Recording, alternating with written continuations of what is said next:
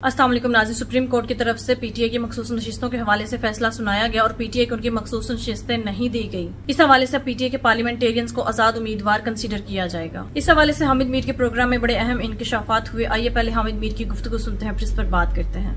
मखसूस नशिस्तों के केस में सुप्रीम कोर्ट ऑफ पाकिस्तान के जो 13 जजों का फैसला आया है, उस फैसले के बाद पाकिस्तान के सियासी मंजर पर तब्दीलियों के कुछ आसार नज़र आ रहे हैं।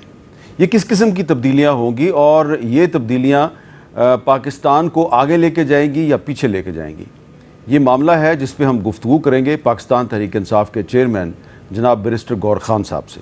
मखसूस नशस्तों के बारे में कई दफ़ा मेरी आपसे पहले भी बात हुई, आप बड़े ऑप्टिमिस्टिक थे सुप्रीम कोर्ट के बारे में। तो मैं ख़ुद सवाल नहीं करता, मैं आपको आप ही की कुछ पुरानी स्टेटमेंट्स जो वो सुनवा देता हूँ। ज़रा दिखाएं जी कि रिज़र्व सीटों के मामले पे गौर खान साहब क्या कहते रहे।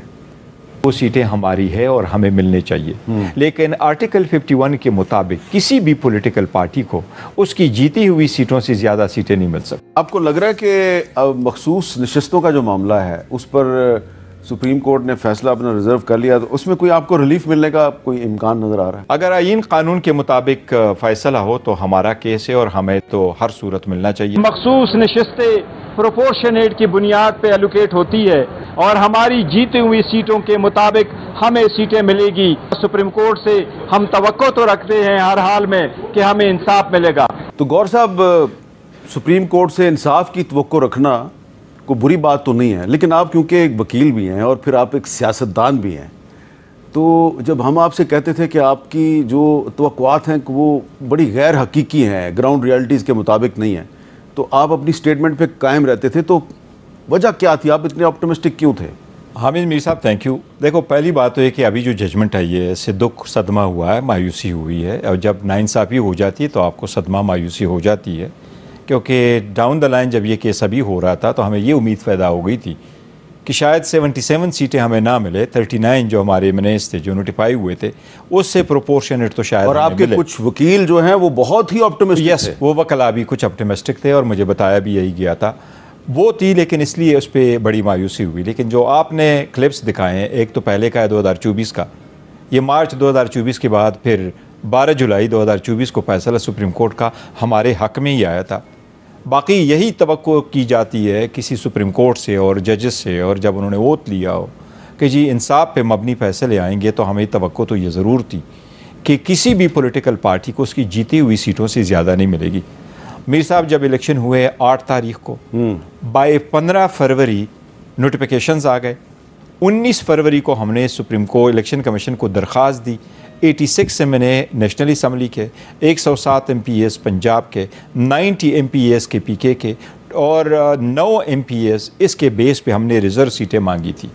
और रिज़र्व सीटें 22 फरवरी को इलेक्शन कमीशन ने सबको रिज़र्व सीटें दे दी थी, जितनी भी उनकी जीती हुई सीटें थी और या बराए नाम जीती हुई सीटें थी, उसके मुताबिक उनको सीटें मिली थी। ये सीटें हमारी लिए रखी गई थी और हमारी सीटें आगे लोगों में बांटी गई, तो ये तो गलत हुआ है।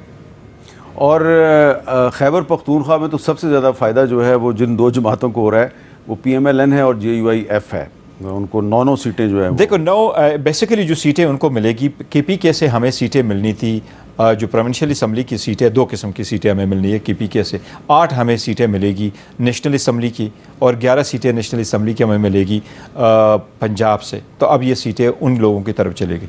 इसमें जो प्रोविंशियल असम्बली की सीटें MPs की, इसमें हमें 21 सीटें मिलनी थी MPs की और 4 मिलनी थी उसकी अक़लियतों की।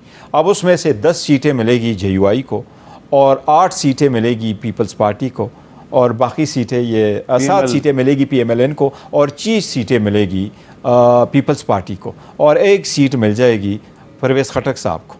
ये वाली सीटें ANP को भी शायद मिल जाए। तो जितने उन लोगों ने वहाँ जीती सीटें हैं उनकी रिजर्व सीटें उनसे ज़्यादा हो जाए। अच्छा, अब ये जो नंबर्स गेम है खैबर पख्तूनख्वा असम्बली की, तो इसको अगर हम सामने रखें तो कुल नशस्तों की तादाद है 145। अदालती फैसले के तहत सूबाई असम्बली की 25 मखसूस नशस्तें खाली थी। अब इन पर तहरीक इंसाफ के जो हमायत याफ्ता आज़ाद अरकान है वो बराजमान थे। तो अब ऐवान में मौजूद जो अपोजिशन की 5 जमातें हैं तो उनके 27 अरकान समेत अपोजिशन की मजमूई तादाद 52 हो जाएगी। 35 आज़ाद अरकान जो हैं वो बड़े इंपॉर्टेंट हैं। इनमें से अगर 20, 23, 22, 23 अगर चले जाते हैं तो 73 का जो मैजिक नंबर है तो फिर अली मीन गंडापुर साहब के लिए मसाइल नहीं पैदा हो जाएंगे? देखिए, कोशिश तो यही शायद कुछ लोग कर रहे होंगे, और हमेशा से अगर आप पॉलिटिक्स में हैं तो कोई कंस्पेरेसी तो चल रही होती है, और ख़ासकर हमारी जो जिस तरह की पार्टी है पाकिस्तान तहरीक इंसाफ, जो बिलीव नहीं करती इन स्टेटस को पे और कानून और लॉ पे बड़ा बिलीव करते हैं, उनके ख़िलाफ़ तो कुछ लोग ऐसे वेस्टेड इंटरेस्ट रखते होते हैं जिनके फैमिली पॉलिटिक्स चल रहे होते हैं। लेकिन इंशाअल्लाह ताला इन लोगों की कोई जो कंस्पेरेसी है या स्ट्रगल है वो कामयाब नहीं होगा फॉर वैराइटीज़ ऑफ रीज़न। पहली बात तो यह है कि मैंने जिस तरह पहले ज़िक्र किया कि हमारी 90 MNAs एंड 91 MPs हमने इलेक्शन कमीशन में वहाँ उनकी एफिडेविट जमा की थी। ये उस वक्त की मैं बात कर रहा हूँ जब हमने फरवरी में दिए, और ये सारे वो MPs थे जो सुन्नी इत्तेहाद कौंसिल को ज्वाइन किया। सुप्रीम कोर्ट का डिसीजन आने के बाद जब 6 मई को सुप्रीम कोर्ट का एक स्टे ऑर्डर आ गया और 12 जुलाई को जब फैसला आया तो हमारे 39 MPs जो है MNAs वो नोटिफाई हुए थे, लेकिन KP की असम्बली में हमारे 59 MPs जो थे वो PTI के नोटिफाई हुए थे। अब वो नोटिफिकेशन तो ख़त्म हुआ है, वो ख़त्म हो गए वहाँ से, लेकिन जितने MPs हमारे ने एफिडेविट फ़ाइल किए हैं वो सुन्नी इत्तेहाद का नोटिफिकेशन और एफिडेविट इंटैक्ट है।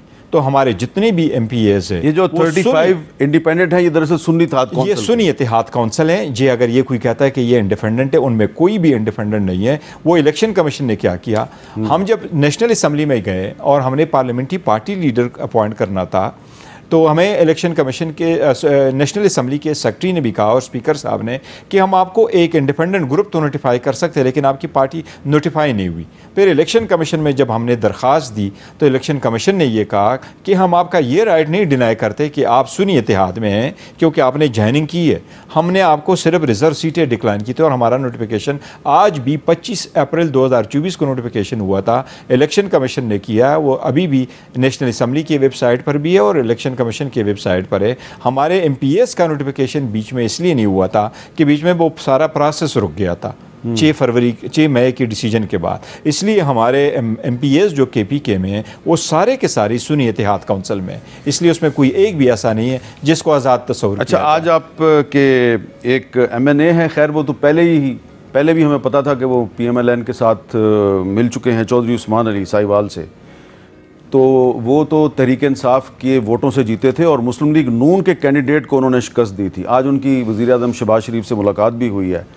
इस तरह के कुछ और भी हैं, 3 या 4 हैं।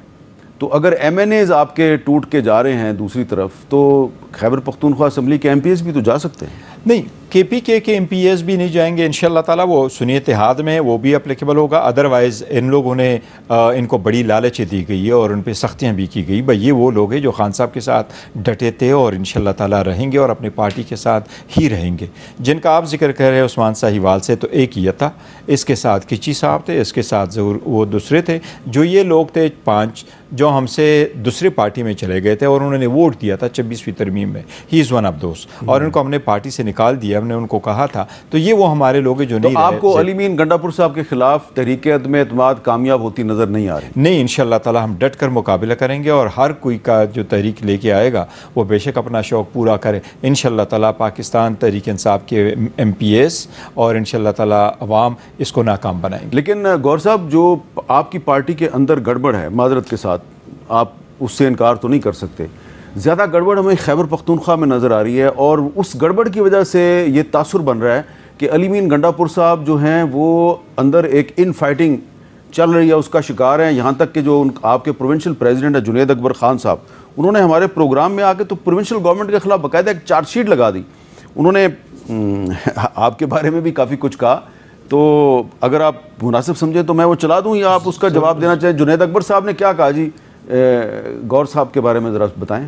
मैंने बैरिस्टर गौर साहब से कहा, मैं एक सूबाई सदर हूँ, 5 महीने से मैं अपना DC की रिक्वेस्ट करता हूँ कि DC साहब मेरे पहले साल के फंड रोके। मैंने कहा DC साहब मुझे कह रहा है कि मुझे सूबाई हुकूमत कह रहा है, तो भाईजान ये तो हमें लड़ा रहा है, तो इसको तो कभी चेंज करे। बैरिस्टर गौर साहब ने मुझे क्या कहा, कन्फर्म कर ले। उसने कहा भाईजान आप तो DC की कह रहे, मैं 6 महीने से अपने DPO का कह रहा हूँ, मेरा चेयरमैन कह रहा है। उसने कहा नहीं हो सकता, हमारे बस में कुछ नहीं है।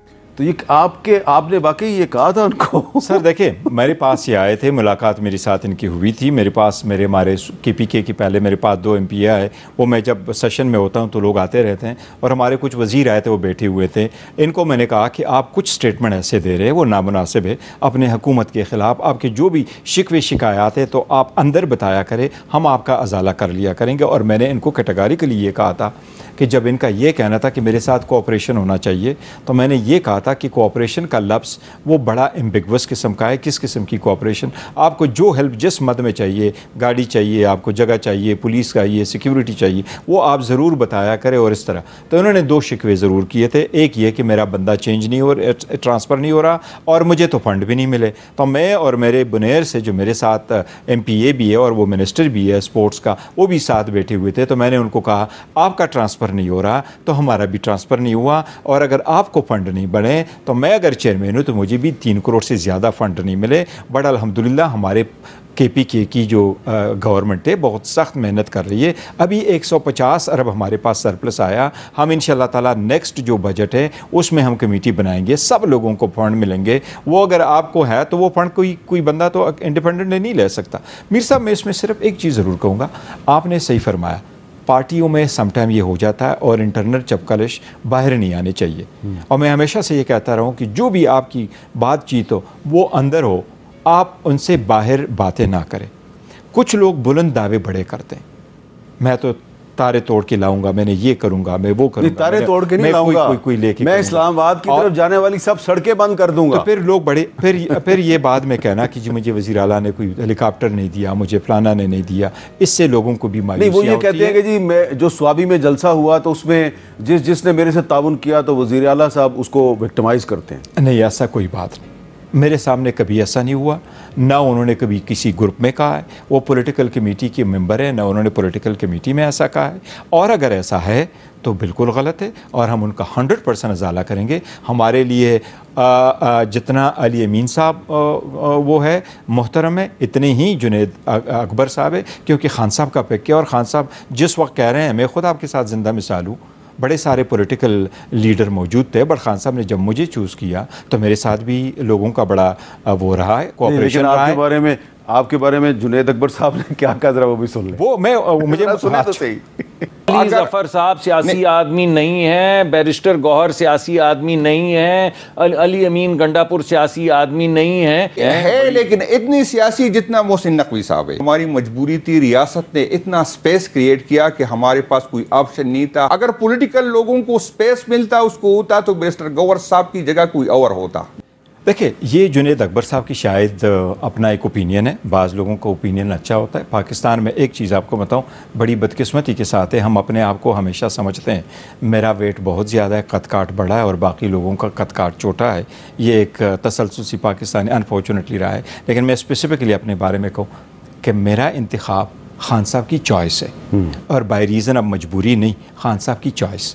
जिस वक्त उन्होंने मुझे चेयरमैन बनाया तो हामिद खान साहब, कोसा साहब, अली जफ़र साहब, शुएब शाहीन साहब, नियाज़ुल्लाह नियाज़ी साहब, उमेर नियाज़ी साहब, पंजोता लोग, शेर अफजल मरवत साहब, और इसके अलावा इश्तियाक साहब, शादाब जाफरी साहब, इसके अलावा बड़ी सारे और लोग मौजूद थे। बट खान साहब ने कहा, और ये खान साहब के अल्फाज थे, अगर मेरी जगह किसी और ने होना है तो गौहर खान ने होना है। नाज़रीन, बहुत से मुबस्सरीन और तज्जिया निगारों का ये कहना है कि PTI के खिलाफ मखसूस नशिस्तों के खिलाफ जो फैसला दिया गया है, इसका बेसिक मकसद PTI को मजीद कमजोर करना और तोड़ना है। और KPK में जो PTI की हुकूमत थी वो 2/3 मेजोरिटी से बनी थी।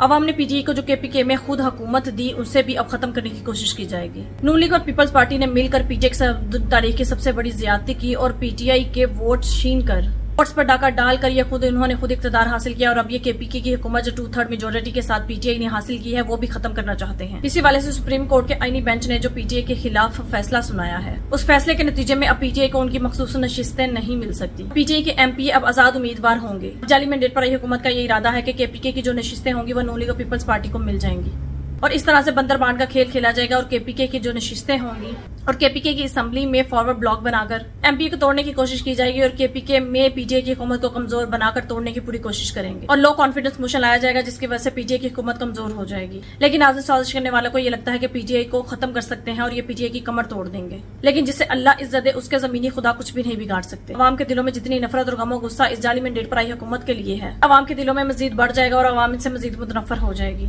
अवाम सड़कों पर निकलेगी और भरपूर तरीके से एहतजाज करेगी। लिहाजा इस जाली मैंडेट पर आई हुकूमत को चाहिए कि ये होश के नाखून ले और मजीद इक़्तिदार हासिल करने के चक्कर में मजीद मुजरिमाना और इस तरह की गैर कानूनी कार्रवाइयों से बाज रहे, ताकि अवाम के गमो गुस्से को मजीद बढ़ावा ना दिया जा सके। नाज़रीन, आपके इस बारे में क्या राय है कमेंट में जो बताइएगा। अगली वीडियो में मिलते हैं, तब तक के लिए अल्लाह हाफ़िज़।